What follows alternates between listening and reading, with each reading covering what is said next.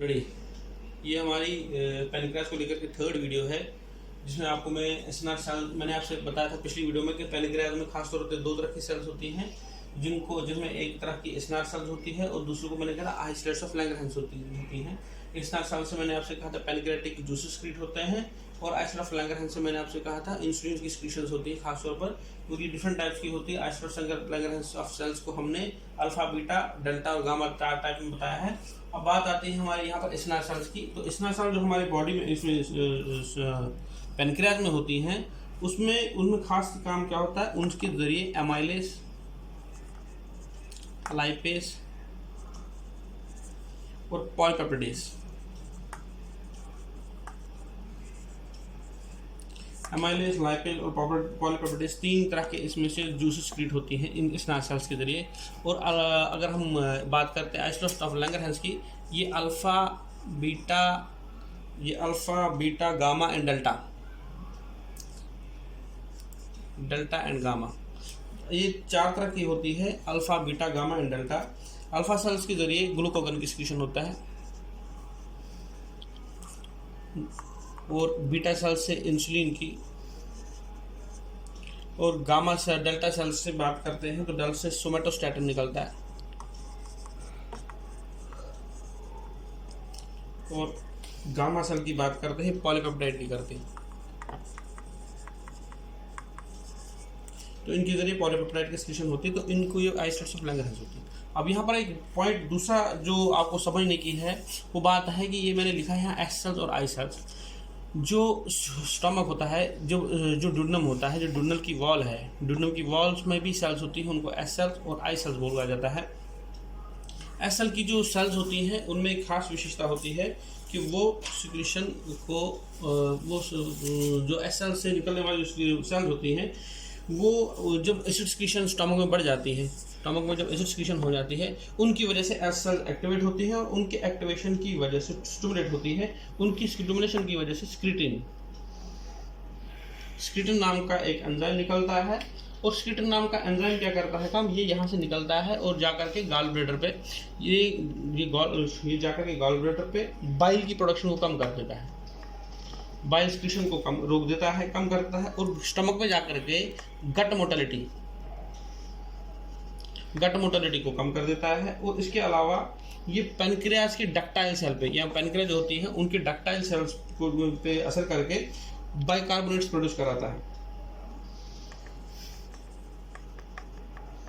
तो तीन तरह से काम करता है। कुछ एस सेल से निकलने वाला जो सिक्रीटिन होता है वो बाइल पे असर करता है कि बाइल की सिक्रीशन कम कर देता है, गट की मोटालिटी मतलब स्टमक की जो मोटालिटी है वो कम कर देता है, और जो हमारे जो पैनक्रियाज है, पैनक्रियाज से बाइकार्बोनेट प्रोड्यूस कर देता है, ताकि जब खाना आगे चला जाएगा उसमें एसिडिफिकेशन जो है कम हो जाएगा, क्योंकि इसके अल्कलिनिटी की वजह से, ताकि आगे स्टमक में डैमेज इंटेस्टाइन्स में उस एसिडिक फूड की वजह से ना हो। इसके बाद जो हमारी जो आई सेल्स होती है इसके अंदर, उनको क्या करते हैं, वो एक्टिवेट हो जाती है जब हम प्रोटीन एंड लिपिड्स, प्रोटीन और लिपिड की वजह से वो बढ़ जाती है, और इनकी एक्टिवेशन की वजह से कोलेसिस्टोकाइनिन नाम का एक एंजाइम क्रिएट होता है, और वो कोलेसिस्टोकाइनिन बिल्कुल उल्टा काम करता है। वो स्टार सेल्स को स्टिमुलेट कर देता है, पैनक्रियाज की, ताकि उनके जरिए जो होता है, ताकि उनके जरिए स्टिमुलेट कर रहा है, ताकि उनके जरिए जो अल्कलिनिटी है वो फूड की मेंटेन रहे। इस तरह से गॉल ब्लैडर पे असर करता है, उसकी सिक्रीशंस को बढ़ा देता है, गॉल ब्लैडर की सिक्रीशन को बढ़ा देता है। और इसके अलावा जो है इंटेस्टाइन्स में जो इंटेस्टाइन पे असर करके उनकी एब्जॉर्प्शन की प्रोसेस को स्टार्ट कर देता है।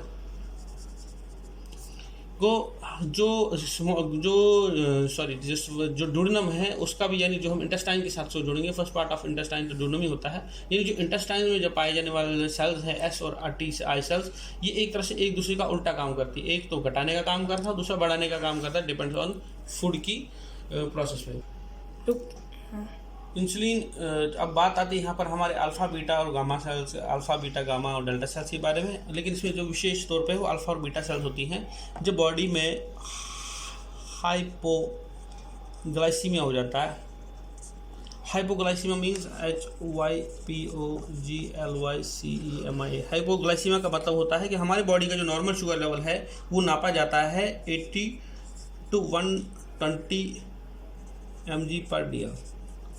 यदि वो 80 से कम हो गया, जैसे हम 70 भी इसको नॉर्मली नापते हैं, मगर अगर वो 80 से 70, 60, 50 कहीं भी चला गया, दैट कंडीशन मोस्टली इसको 60 से नापा जाता है। अगर ये 80 से कम हो गया, दैट कंडीशन का हाइपोग्लाइसीमिया। हाइपोग्लाइसीमिया की कंडीशन में ग्लूकागन एक्टिवेट हो जाता है, जिसकी वजह से अल्फा सेल्स उसका सिक्रीशन बढ़ा देती है। इसी तरह से अगर बॉडी में हाइपरग्लाइसीमिया होगा, HYPR हाइपरग्लाइसीमिया मतलब होगा अगर 120 से अब शुगर हो गया, हमारी बॉडी में किसी भी वजह से, खाना खाने की वजह से, शुगर वाला मटेरियल लेने की वजह से अगर हाइपरग्लाइसीमिया हो गया, तो उसकी वजह से हाइपरग्लाइसीमिया की कंडीशन में हमारी बॉडी में इंसुलिन सिक्रीशन बढ़ जाता है और इंसुलिन सिक्रीशन बढ़ाने का काम बीटा सेल्स कर देती हैं।